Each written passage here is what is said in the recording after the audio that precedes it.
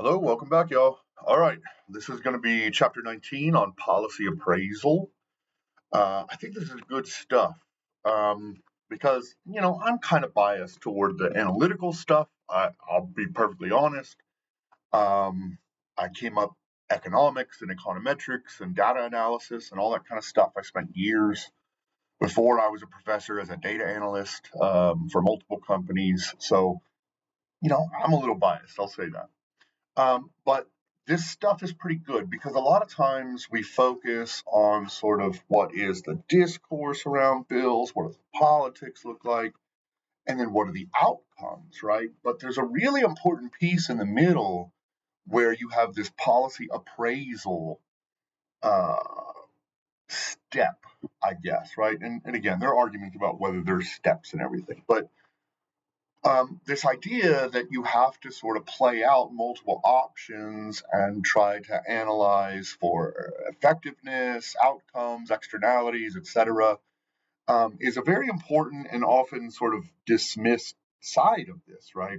And so you get a lot of analytics before you ever even get outcomes or before a policy is ever even sort of ever put on paper, right? Okay. So, this is by John Turnpenny, Camilla Adele, and Andrew Jordan. Section 19.1 basically says, this is about pre policy appraisal. This is about forward thinking. This is about predictive analytics, which are pretty difficult, right?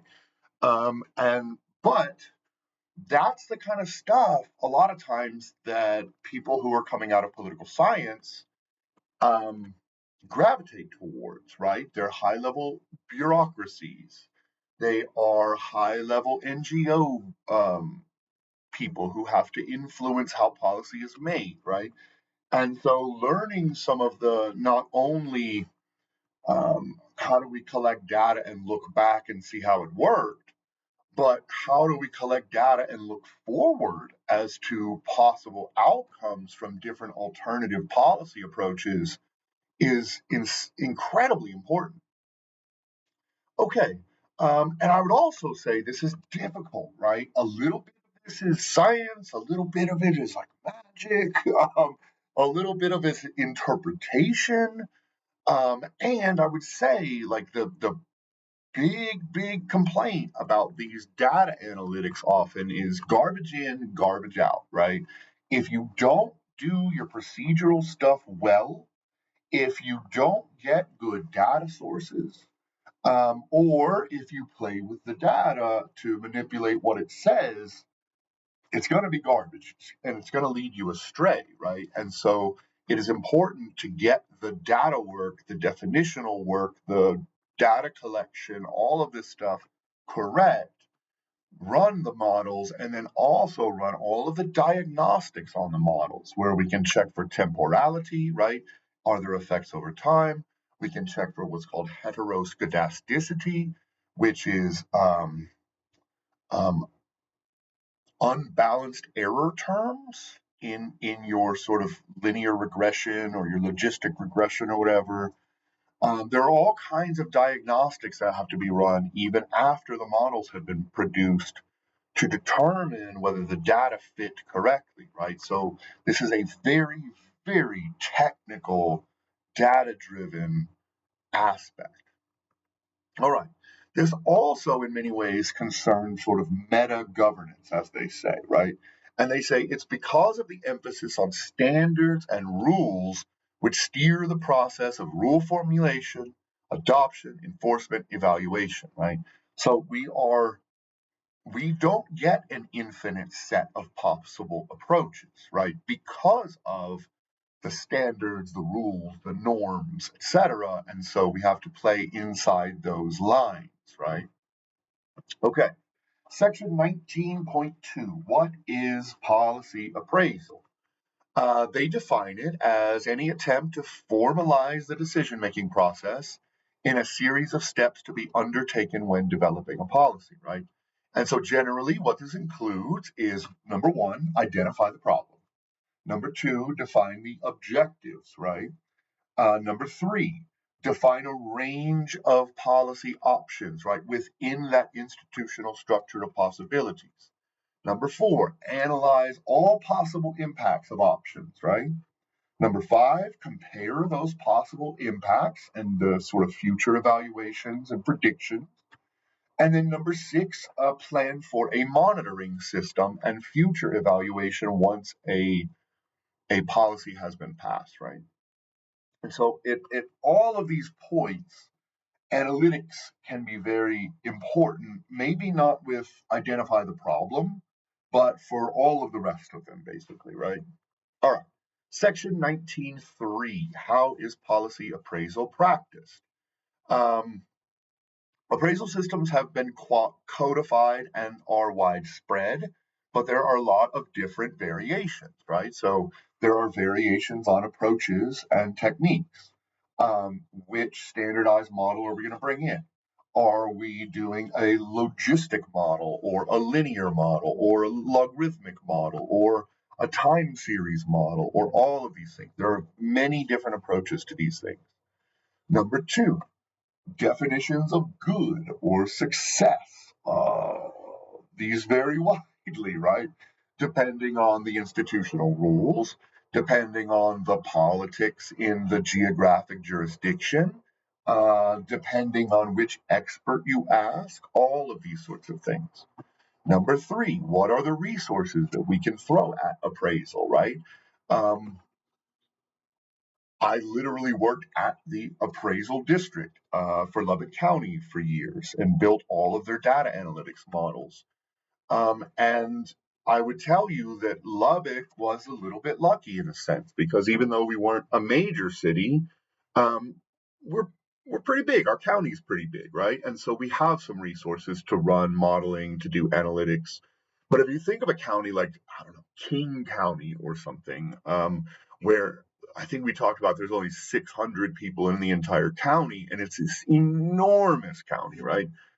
They probably don't have the resources at their appraisal district to run these sort of predictive outcome models, et cetera, right? So the sort of level of resources can be wildly different, not only between the federal government, the states and localities, but even between different, say, counties or cities or towns, et cetera. Okay, finally, there is wildly varying difference in whether mandatory changes are on the books, right? When we run analytics either before or after, uh, do the policymakers have to take it into account and actually make mandatory changes, right?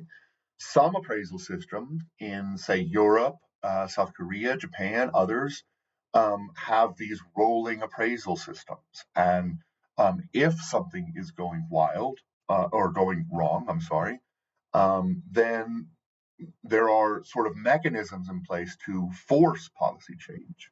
But the US doesn't really tend to approach things that way. Okay, section 19.4, policy appraisal research.